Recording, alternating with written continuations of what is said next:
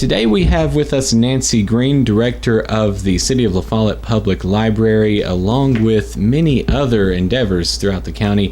Nancy, great to have you with us today. Thank you. It's really great to be here. I appreciate the honor. Well, it is certainly an honor for us. As we go throughout the program today, there's so many reasons why we've decided to name you as a Good Samaritan here in Campbell County, and we're excited to get into talking about that. But first of all, before we get into that, care to tell us a little bit about yourself and the work you're doing here in Campbell County? Yeah, sure. I'd be glad to. I am the proud mother of 2 daughters, 6 grandchildren. I have family in Texas and in Crossville and in Omaha, Nebraska. So they're scattered. My oldest granddaughter is now an RN, and she lives in Omaha, Nebraska. My youngest grandchild, I have 2 13-year-olds. One belongs to the daughter in Texas, one to the daughter in Crossville, 7th grade and 8th grade. Wow. And that's kind of the highlight of my life. There are my children, my grandchildren. They're really here. But I have lived here all my life up to this point, and I absolutely love Campbell County. Wow, that is amazing. That's count number 1 on that word. For those that keep track at home, I use that word all the time. But I very much love that that you put the highlight of your life as your family. That's what matters most to you, especially in regards to everything that you do here in the county. But speaking of your family, we talk about how you got started off. You're a native of Stinking Creek, as you've mentioned, and Wynn School is where you received your primary education. And growing up, you were the middle sibling of 8 sisters and 1 brother. So I think all of that together has probably helped inform the well-educated, well-organized, active lady here with us today. How would you say that upbringing helped bring you to where you are? Well, being raised in such a large family, it equips you to be able to handle a lot of circumstances that a single child wouldn't have to face. How to get along with people, how to keep from killing each other when you're angry. And you learn to cope with a lot of different situations. You really do. And the middle child is always known as peacemaker. And I've studied that. And I really am. I'm essentially the peacemaker in the family. In fact, I get along with all my sisters. I have 1 brother. And we get along great. So it's just it's a good thing to be raised in a large family. The younger children look up to you, and you look up to the older. So it evens out. And I have, like I said, the 7 sisters, 1 brother. He passed away, but there was 8 girls in our family and 1 boy. Poor thing. Anyway, yeah. He passed away a couple of years ago, and I really, really miss him. Aww. But I think being in a large family like that makes you a more even-keeled person. You can handle more things because you've already handled a lot, growing up, having to learn to share a lot, having to learn to do your chores, it's just, in a large family, you all work. I was raised on a farm. My dad grew a big garden. We had beef, pigs, so we raised our own vegetables and most of our own meat. He had cows, so we had our own butter and milk and all that. So it was a country upbringing, and I really appreciate it. Well, that's a good upbringing. Yeah, it sounds like it. Mm-hmm. Well, being in the middle sibling amongst 8 sisters and the 1 brother has no doubt helped shape who you are today. So in what ways would you say your childhood has helped you become the effective Good Samaritan that you are today? Well, it's made me have a calm demeanor. It takes a lot to anger me. When I do get angry, you want to watch out, but but it does take an awful lot. I'm an easygoing person, and I just look around and I see the need, and I want to help. Oh, just it, That's perfect. I want to help. Well, I'm guessing with so many siblings, there's probably some rather entertaining stories to tell. You care to share one of those stories with us? One of them, and they would both kill me if they knew I was saying this, but my 2 sisters that are in age next to me, younger, they used to fight all the time. I don't mean just argue. I mean knock down, drag out fights. And they laugh about it to this day. I was the quiet one.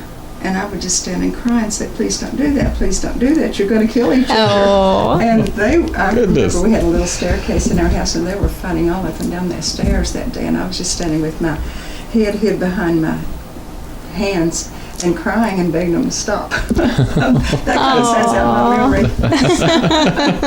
They couldn't get a fight out of me.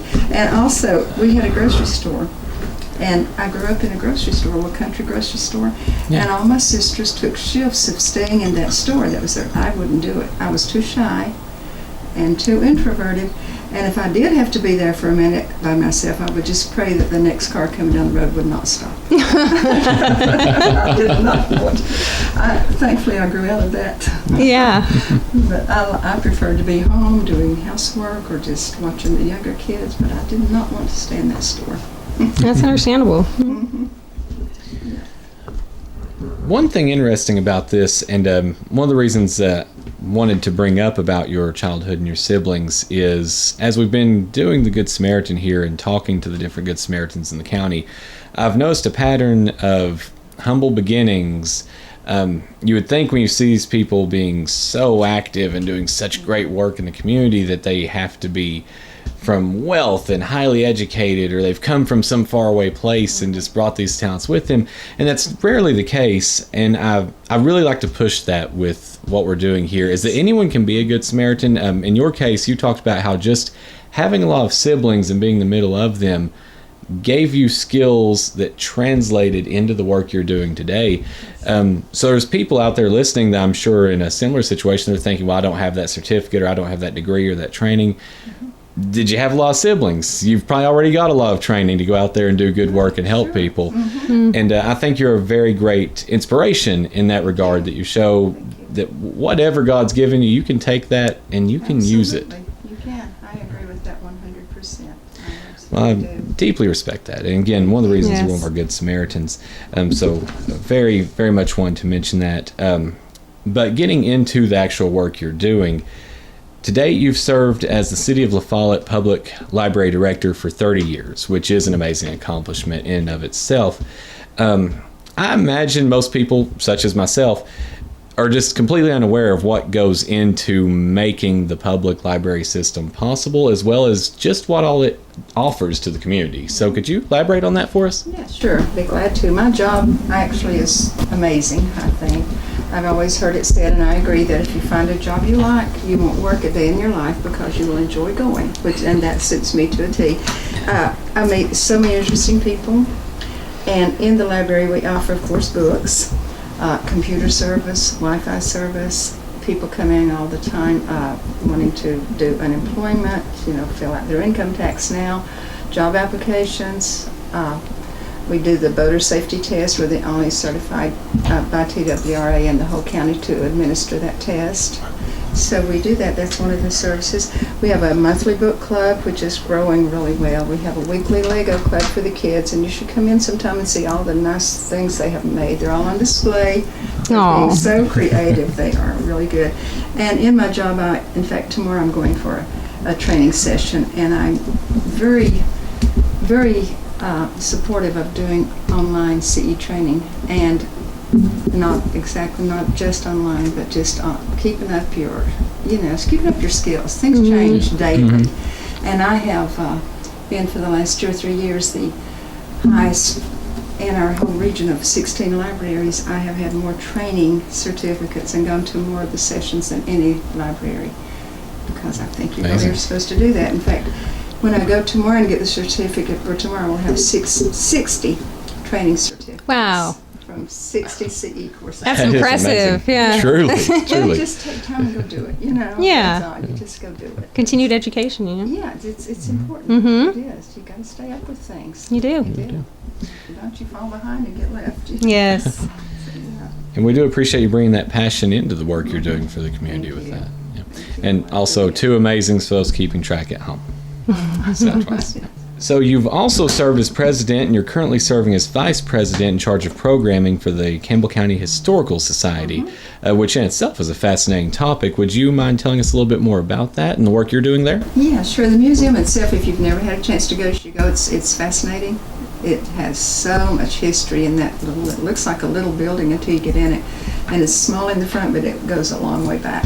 And there's history of the area just forever. It's so interesting. And my job there, I was formerly president, and now I am vice president, again in charge of programming. So that means once a month on the third Thursday of each month, I have to come up with a speaker for our program, which sometimes can get a little rough to have different speakers all the time, but so far I've managed. We just, in November, decided to go to every 2 months, especially during the cold months. And we meet at 6 o'clock on the third Thursday. And it's a really good meeting, but the Historical Society is opened Wednesday, Thursday, and Friday from 9 to 2, so you can go in there. We have a lot of people going in researching family history, just using it, browsing through the books. It's a really, really vital part of the area, and most people don't even realize it. Yeah, I didn't. It's one of the really good assets we have here. It's run by really good people. I don't get over there very often because, my job, I'm at work at my library. But anyone who gets a chance, I encourage them to be sure and go visit there. Yeah. You'll be surprised. Currently, you're the sitting president of the Campbell County Chamber of Commerce. You also serve on the membership, leadership, and executive committees. What exactly does all that entail? Well, the Chamber, as you know, is a group of very interested in helping the community to grow and prosper. It's made up of business leaders. It's much like the Rotary is. And as my position as executive committee, it's made up of the president and the past president and the upcoming president, Mr. Morton. He's a member, and our director, Christie's a member, our secretary treasurer. That's pretty much makes up the executive committee. We meet a week before the actual chamber board meeting just to kind of set the agenda and go over things that we will need to bring up and make decisions on that. Of course, the membership committee speaks for itself. We're a committee that meets to try to encourage new members to come join the chamber. And the other committee is a fun committee. It's the leadership committee, and our job is to develop a leadership class yearly. We have one class. They begin their sessions in June and finish in March with a big trip to Nashville, which I'll be going to because I'm one of the leaders to take them to Nashville on the 16th and 17th of March. It's going to be fun. We have 13 members in our class this year, and it's just people from all walks of life. Either of you could apply and become a member, and once a month we take a trip, we get a bus, and we go to various places in the county and visit and see what all is going on, and you learn so much that you didn't know about your home county. We have a Jellicoe Day where we go over there and do a lot there. We have a Business and Industry Day. We have a Tourism Day. We had Education Day. So it's just different days once a month, and it's so much fun. And then the big highlight, like I said, is an overnight stay in Nashville. We meet our senators, our representatives. We tour the Capitol. We get to eat dinner at Ruth's Chris's Steakhouse in Nashville, which is a big highlight they all look forward to. And then at the Chamber annual meeting, we recognize all the members that have graduated that year. That's so great. I love that. Yeah, that sounds like it would be. That's one of my favorite committees to be on. It really is. Yeah, I've seen it. Zach has been part of that in the past, hasn't he? He is. Zach Sheets, He's still on our committee. Okay. Mm-hmm. Yeah. I run into Zach at everything because we're kind of running the same circles. Well, as far as the Chamber of Commerce, do you care to tell our listeners a little bit more about that, and such as the service it provides, the events associated with it? Sure. Yeah, our job at the Chamber is kind of join businesses together for networking, for helping each other out. One of the main big things we do every month, we do a monthly coffee. We'll meet at, in fact, I'll be hosting in May. We meet at some business, and we have a coffee, a breakfast, and it's just a time of networking and learning about what's going on in your world and in your world and all that. And it's a good thing of bringing people together. Another thing that we host is anytime we have a new chamber member, we have a ribbon cutting. So we, so you've seen the pictures. Yes. All of us that can go. And we did one at the winery out toward Deerfield one day a couple weeks ago, and that was fun. Wow, that sounds very fun. It is. It's a lot of fun. It's a lot of fun. That's two of the big highlights we do. I like that. Yeah, that's really interesting.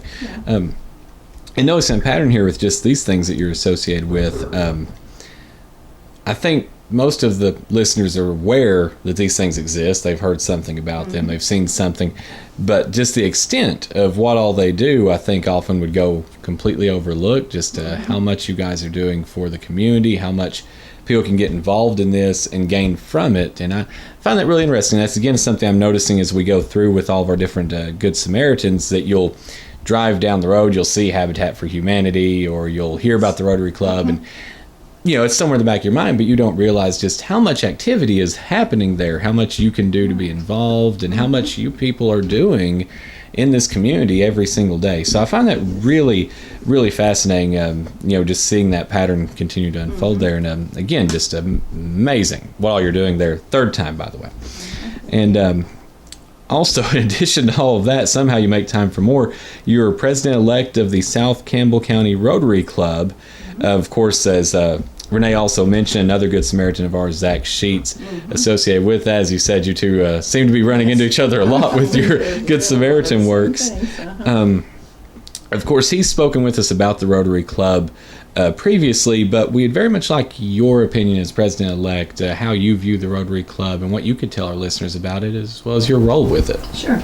The Rotary Club is, like I said, it's much like the Chamber as far as membership, and it's composed of lots of business leaders who meet together for the good of the community. We have fundraisers, we do a golf tournament, and we do a pancake breakfast usually annually, and those are two of our big ones.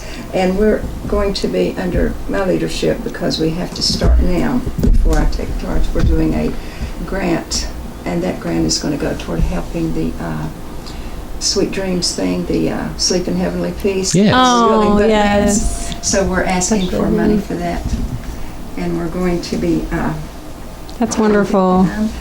And I'll be doing in Chattanooga as president-elect. We have to go for some training for 3 days. And that training will follow right on the heels of the Chamber leadership. So that week I will be in Nashville 2 days and Chattanooga 3 days. The first is for Chamber and the second is for the Rotary. So I'm really excited about this grant that we're going to do. And our motto in the Chamber is service above self. I love that. So That's great. What we try to do is put service of others above ourselves. I think it's really important. It Yeah. really is. It really is. So you're also a feature coordinator and publicity chair for the Christian Women's Connection CWC. What exactly does the CWC do for those that are unaware? And also, what all is involved with your role in it? Okay. CWC is one of my favorite things. It's called the Christian Women's Connection. It's under the direction of the Stonecroft Association. And they send to us every month a speaker. It's always a good Christian speaker and a good Christian subject that we speak on. My job as features coordinator is to fund the secular part of the program. We just have various speakers, always local, to come and speak to us about what they do. And it's always a very interesting topic. And it's it lasts, a little over an hour, but it's so many ladies. It's, Christian Women's Connection. Of course, occasionally we'll have a gentleman to come as a speaker or as a singer. Greg Marlowe sang for us last month. And it's not to raise money or anything like that. It's just get together with other Christian ladies, share a meal, talk. Fellowship. Fellowship a lot. Aww. And it's fun. That's one of my, like I said, it's one of my favorite things to do. I like that too. Yeah. Being on the board of directors for the Galilee Bible Camp, could you tell us also more about the camp and your role there? Okay, the camp, I guess I'm sure you've been there. It's a wonderful, I think it's called the Hidden Jewel of Campbell County. It seems like it in my book, because it's a fabulous camp out on the lake. And it's run and operated on a day-to-day basis with Mark and Melissa Lay. They are wonderful. And our annual meeting is coming up this Saturday at Camp Galilee. And I'm one of the board members there. I don't have a particular title there, but we do fundraising. We have a chili supper coming up on February 22nd, by the way, and an auction, a live auction. And we do a golf tournament and a fishing tournament.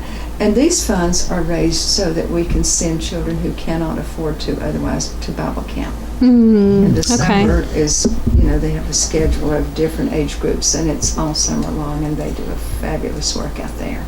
Gosh. So that's what those fundraisers are for. Just a really good cause. Very exciting work. I know, of course, we announce a lot of the events on WAF, and as you said, during the summertime, it's always impressed me over my 9 years here. There's no end to the announcements. There's always some new event going on at Galilee. So I've always been just amazed by that, just how much you all are doing, especially for the youth of the county, where there's so little to engage them, it seems, that you give them a very positive environment to go. So out there they have swimming, horseback riding, games, camping. They stay in these really nice little cabins that are. This is so much fun. That sounds like that's great.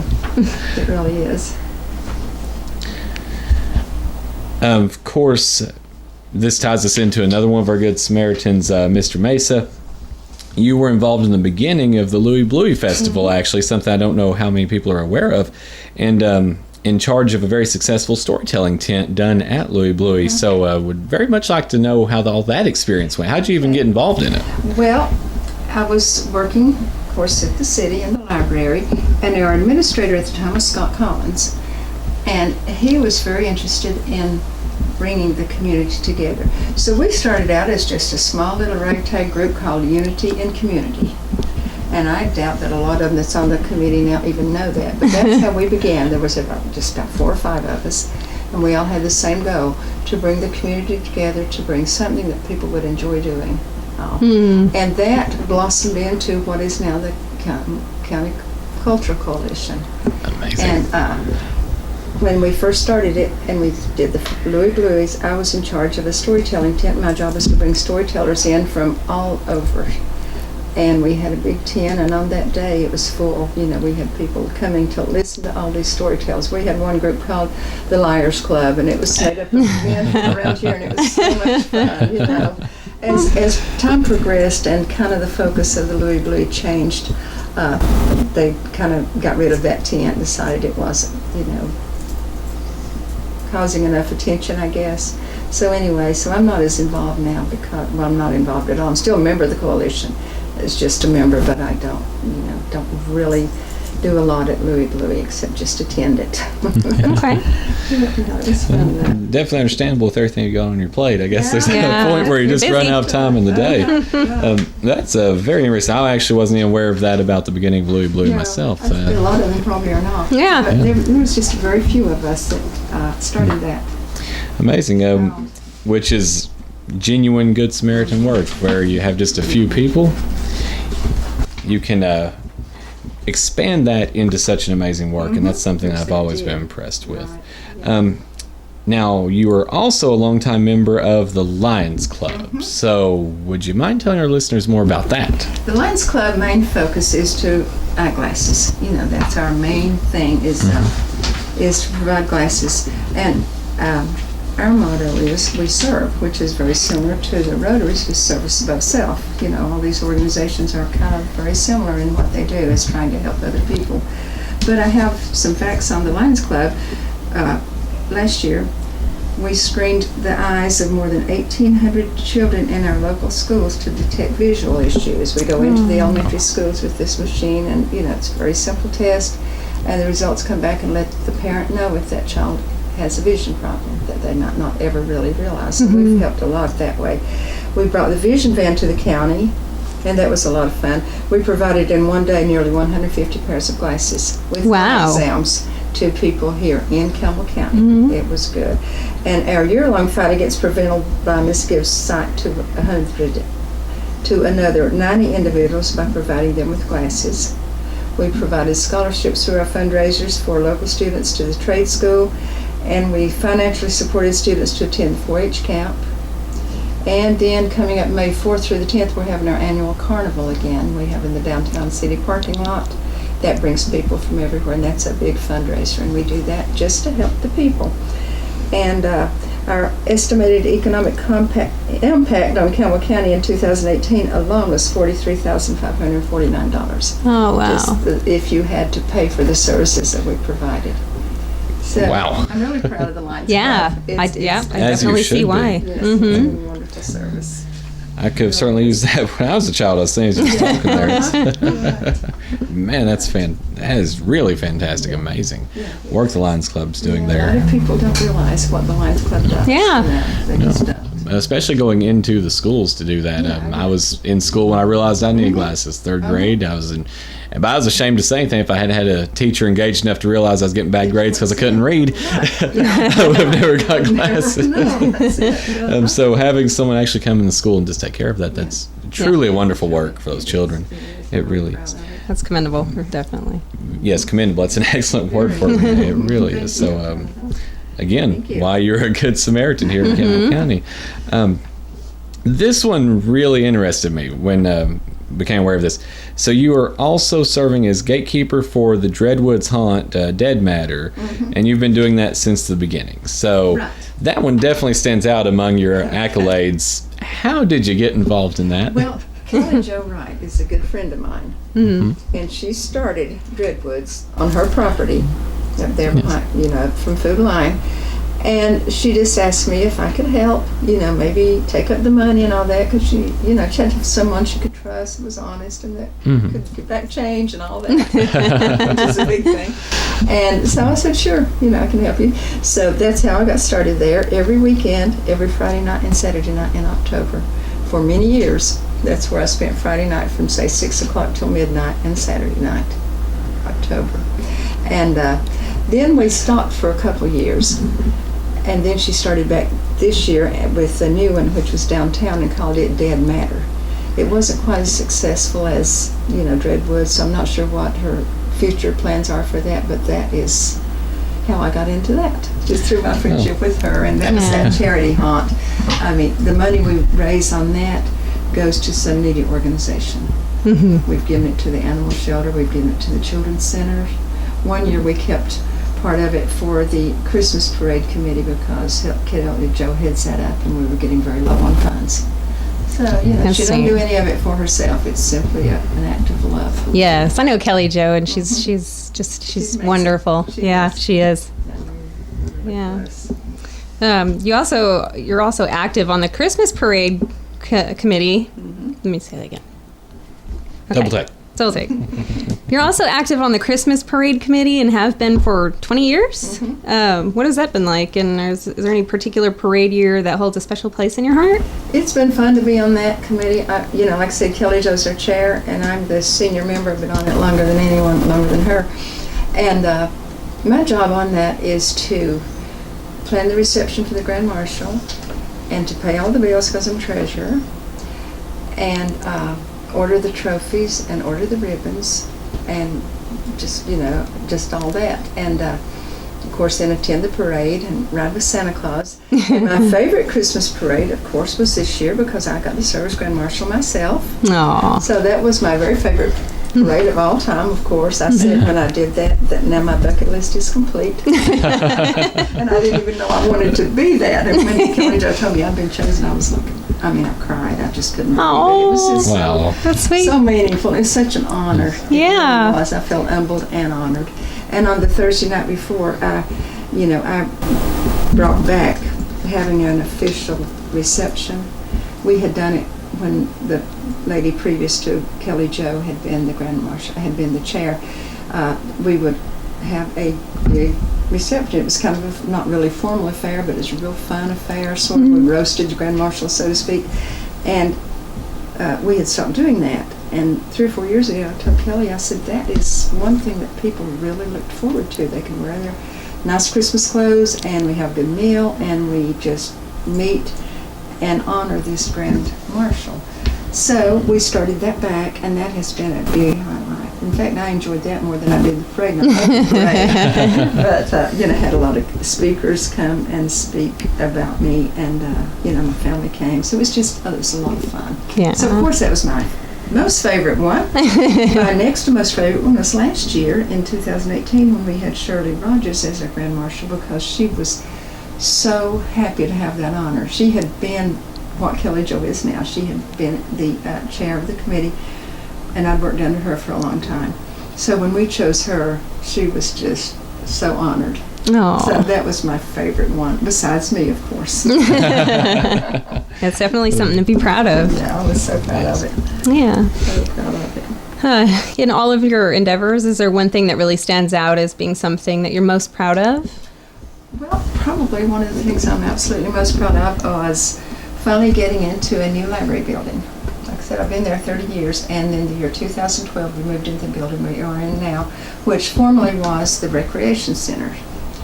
And so I went from about a 1,300 square foot building to about 4,500. Which Wow. still needs Big to jump. be Yeah, it is. bigger. I don't have enough space for everything I want in there, but it's such an improvement to what we had. And it took a lot of work, working with city council, working with the Friends of the Library who really kind of got it going for us, and working with the state library and my regional library. But all together with everyone working really hard, we finally did accomplish that goal. And that probably is my highlight of my career, so to speak. That's really neat. Yeah. It really is. Nancy, again, thank you so much for everything you're doing in Campbell County. You are definitely a good Samaritan, and we're grateful to have that chance to honor you with that. And thank you for being with us. Yeah. Thank you for having me. Thank you for so taking the much. time. Be sure to connect to our web channel at WLAF1450.com for a sneak peek of our Good Samaritan every Friday. Join us again next Saturday, 10:30 a.m. on Radio 1450 AM, 100.9 FM.